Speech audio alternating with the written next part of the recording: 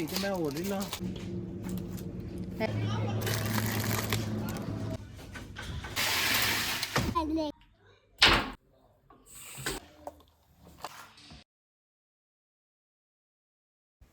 अस्सलाम वालेकुम। आज हम आए हैं एरिका में ग्रोसरी करने, क्योंकि हम मोस्टली आल्डी जाते हैं और आल्डी का मेरे ख्याल से मैंने एक दो दफ़ा व्लॉग भी लगाया है। आल्डी और एरिका का अगर कंपैरिजन करें ना कि कितने की ग्रोसरी होती है, कितना खर्च आता है, तो आल्डी और एरिका की प्राइसेस में बहुत ज़्यादा डिफरेंस नहीं है।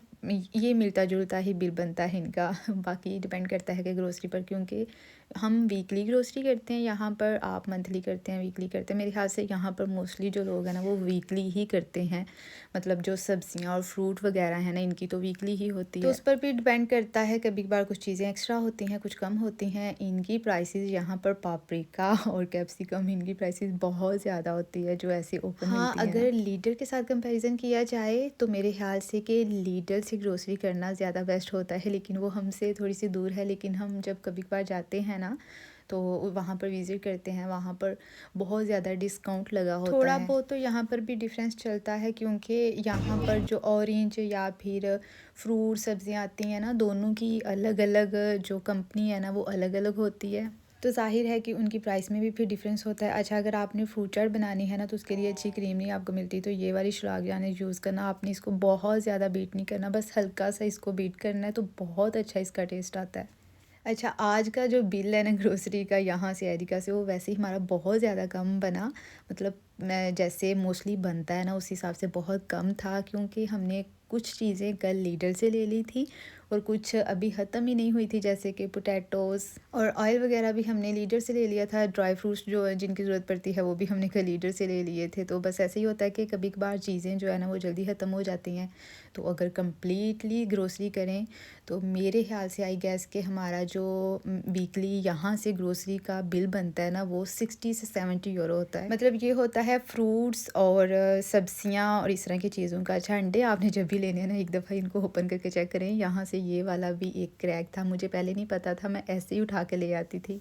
तो एक दफ़ा ऐसे हुआ कि आई थिंक एक या फिर दो अंडे जो है ना वो क्रैक थे, तो मुझे इमरान ने बताया कि इनको हमेशा ना ओपन करके चेक करते हैं, यहाँ से टूटे होते हैं अक्सर। अच्छा, मैंने किसी का पता नहीं टिकटॉक पर वीडियो देखी थी या फिर यूट्यूब पर देखी थी, कोई लेडीज़ थी वो पूछ रही थी कि स्टोव को कैसे साफ़ करें। तो अगर आपने स्टोव को साफ़ करना है तो उसके लिए मेरे ख्याल से ये जो चीज़ है ना ये बेस्ट है। अच्छा, हम 3 मेंबर्स हैं और हमारा 60 से 70 यूरो ही बिल बनता है वीकली। उसमें अक्सर जो है ना चीज़ें जैसे कि बच्चों के पैम्पर्स भी होते हैं, वो भी आप वीकली नहीं लेते। ज़ाहिर है कि 2 वीक या फिर 3 वीक गुजर जाते हैं। इस तरह से कुछ चीज़ें हैं जो आपकी मंथली होती हैं, लेकिन वीकली जो होता है वो मोस्टली सब्जियां, ब्रेड, अंडे, ऑयल वगैरह इस तरह की चीज़ें हैं। मीट वगैरह भी हमारे घर में वीकली ही आता है, चिकन है, मटन है, जो भी हमने लेना है तो वहाँ पर भी आई थिंक मैक्सिमम 30 से 40 यूरो उसका बिल बनता है। ये आलू हमारे पास पिछले वीक के हैं जो इतने ज़्यादा इस दफ़ा भी पड़े हैं। ऐसे होता है कि कभी कभार आप बहुत सारी चीज़ें बना रहे होते हो तो जल्दी से ख़त्म हो जाते हैं, कभी कभार चीज़ें नहीं ख़त्म होती। यहाँ पर मैं रख देती हूँ सारी इस तरह की चीज़ें, और ग्रोसरी जब आपने समेटनी है ना तो इतना गंद पड़ जाता है हर तरफ। सच में ग्रोसरी करना बहुत आसान है, और अब वीकली फिर उसको आपने जब सेट करके रखना है ना ये एक अलग से टास्क है। दो चीज़ें ले तो आई हूँ मैं अपने लिए, अब देखो कब यूज़ करती हूँ, कितनी देर ऐसे ही पड़ी रहती हैं।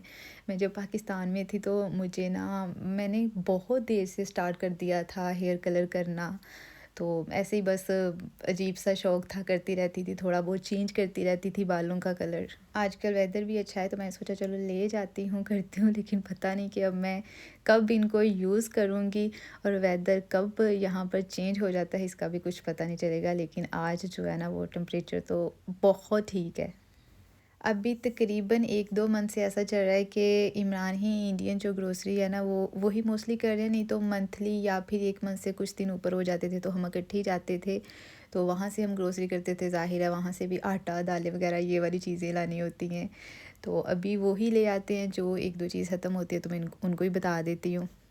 लेकिन एक चीज़ है, यहाँ पर आप किसी भी मार्केट से ग्रोसरी कर रहे हो, जितनी मर्ज़ी कर रहे हो, आप जितना चाहे खा लो ना, तो उससे इतनी प्रॉब्लम नहीं है। खाना पीना यहाँ पर इतना एक्सपेंसिव नहीं है। हाँ, अगर आप उसको कंपेयर करो पाकिस्तान से तो फिर आपको लगेगा, ज़ाहिर है फिर तो प्राइसेस में बहुत ज़्यादा डिफरेंस आ जाता है। यहाँ तो हम यूरो में देते हैं।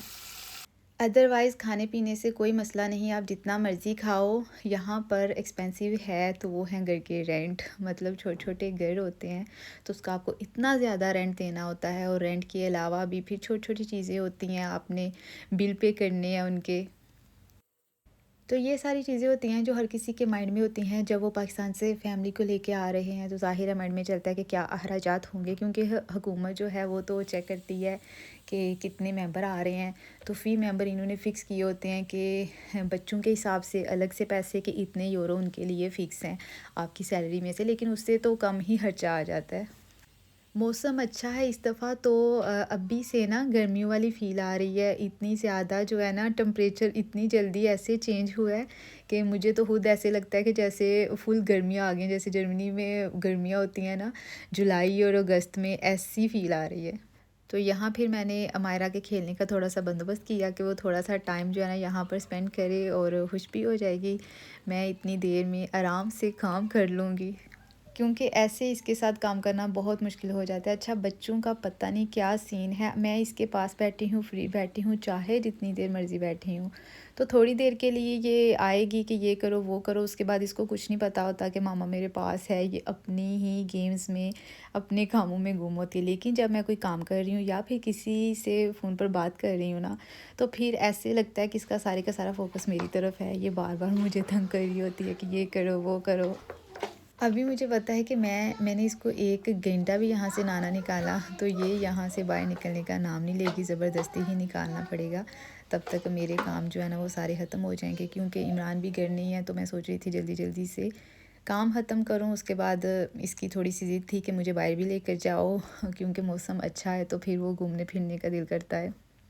वीकेंड पर ही कहीं पर लेके जाना है। अब तो माशाल्लाह से वो किंडरगार्टन जाती है तो वहाँ पर ही बहुत ज़्यादा एक्टिविटीज़ होती हैं। वहाँ से आना है तो आते ही इसने खाना खा के सो जाना है।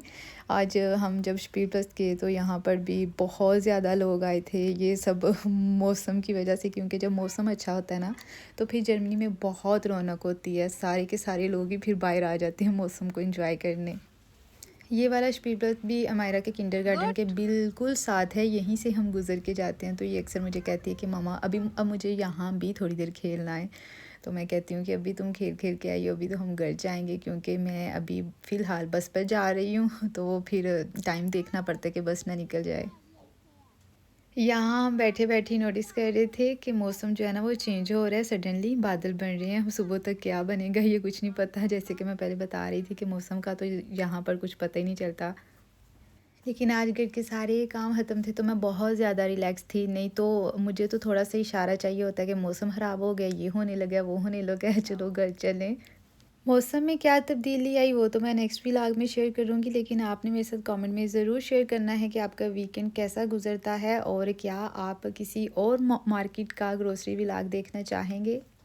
और साथ ही वीडियो अगर अच्छा लगा है तो वीडियो को लाइक कर देना, चैनल पर नए हैं तो चैनल को सब्सक्राइब कर देना। दुआओं में याद रखिएगा। मिलते हैं नेक्स्ट वीडियो में, तब तक के लिए अल्लाह हाफिज़।